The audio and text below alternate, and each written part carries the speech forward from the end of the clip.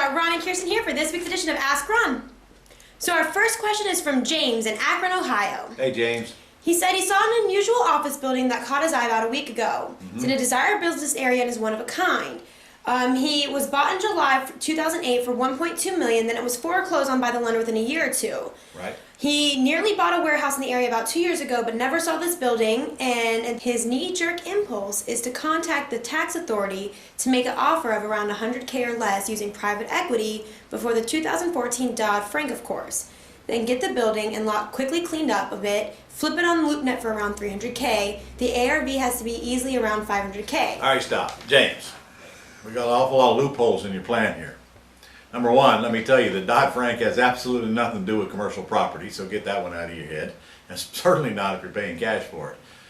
Number two, you said you're going to buy from the taxing authority. Well, the taxing authority don't own it. If somebody foreclosed on it, that bank owns it right now. Now, office buildings are probably one of the weakest types of commercial property right now because they have the less demand. So we need to get some facts and figures together here before we go making wild decisions here.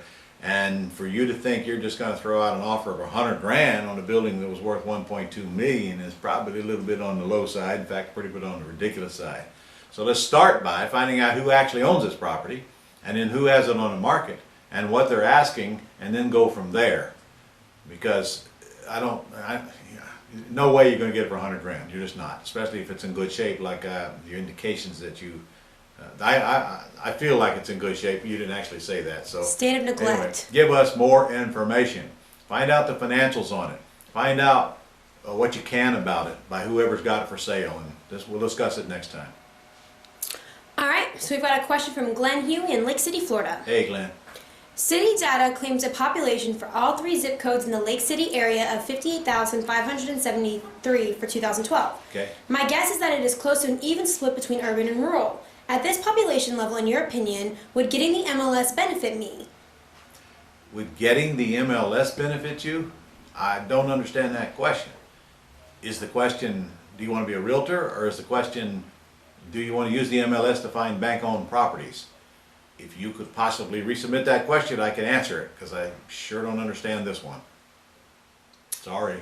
All right, he's got another question. All right. He said he found material on the Gold Club stating how you considered ACTS to be the easiest way to get starting in real estate investing. It is. He was attracted to it, but focused on ugly houses.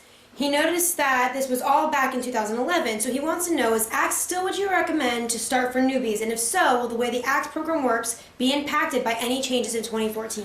All right, listen. It's not about starting with ACTS. It's about starting by getting FSBO sheets coming your way, getting the questions answered that are on it to determine what the seller's motivations are based on the loan they have on the property, and then determine the best exit strategy. We're not looking for ACTS. ACTS deals are that which we do when we can't find a way to stay in them and make long-term residual income out of them. So I want you to get it out of your head that I have to start with ACTS. No, I have to start by finding FSBOs. Some of those will be ACTS, some of them will be sandwich lease options, some of them will be owner financing deals. Yes, you must know the owner financing rules before you do anything there, but no, your lease option rules will not be affected with some very minor caveats that I'm not going to discuss on this call. So again, start with the FSBOs. That is easier by far, but you need to be clear on what you're trying to accomplish when you get those lead seats in front of you. You can do that by coming to the Quick Start School. You can also call our office and get the Quick Start School delivered to you on our virtual training right now. And you can get our ACTS course and go through it, which is still only a small piece of the total.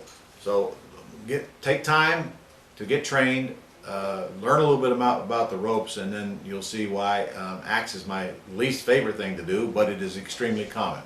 ACTS, actually right now, probably 70% of the deals that Scott does are ACTS deals. But again, that's not what I'm looking for. That's what I find when I'm looking for FSBOs. All right. So our next question is from Marcy Alexander in Rogers, Texas. Marcy. She says, I signed a contract on my first deal on the 24th of November and I'm supposed to close by January 1st. However, I just got your course and feel that I went about it wrong. The house is a 3-bedroom, 1-bath in a historical district that has comps going for about $85,000 high-end, $90,000. Actually a little higher, but the higher ones have 2 baths. Okay. I negotiated a price of $45,000. The Yep. house needs an estimated $5,000 in repairs. Okay? I am now looking for buyers because I was going to try and cash out and do a double closing. I have had only 3 calls so far and they aren't wanting to spend even what I'm paying.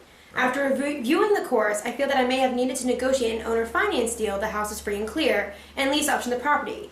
Should I try and change the deal up or stay with the original, seeing as how it is already in place? What I think I would do is I'd put it out into the marketplace for an all-cash deal and find out what the buyers do want to pay, and then I'd go back and renegotiate with the seller and make yourself at least $5,000 out of it. Just go back, get your person who wants to pay the most, go back and offer the seller $5,000 less than that. And then if they don't want to take that, then you can see if you can convert it to an owner financing. Lease options are out, of course, in Texas. So convert it to an owner financing deal. Because if you can take that same deal and get the seller to take $45,000 with little or nothing down, with a very low monthly payment, now put that out into the marketplace, an owner occupant will eat that one alive at a much higher price than you're going to get out of any investor. So I'd try both angles. Try it first for cash, see what you can do. If not, go back and try to convert it to owner financing. If you do convert it with owner financing, you might want to go ahead and close on it if they'll sell it with little or nothing down, and then keep it, stay in the middle. Sell it for $79,900 like it is, with a $10,000 down payment, and get yourself a nice monthly spread on your payment as well. Now, and that's what I was talking about earlier. That's the kind of deal I want to find, the kind I can stay in, keep the goose alive, produce $10,000 a day, residual income for quite a while to come. And yes, owner financing is still alive, but the rules are changing next month. Make sure we understand those rules. But if you do this deal this year, then you don't even apply. That deal doesn't kick in until January 10th of next year. All right. So our very last question is from Jim Barber in Houston, Texas. Hey, Jim. He says, Ron, what are the legalities in the state of Texas on subject twos? Do you know if we can take over a loan and do a lease to buy?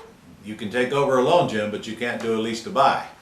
You can take over a debt subject to, and you can sell it on an all-inclusive trust deed, which is a wraparound device. That's what you're going to do in Texas after you get updated on the new seller financing rules. All right. Well, that's it for this week. Okay. Hey guys, I'll see you next week. And don't forget, we got an event starting tomorrow. If you still got time to get in, if you want to come in online, because it is simulcast. And if you don't get in on that event, I will tell you this much: I will be broadcasting the new Dodd-Frank rules. We're going to be doing a webinar before the end of the year just to cover those rules. So stay tuned for that. Make sure you don't miss that email, and so you can get updated on that before we get into next year. So I'll see you soon.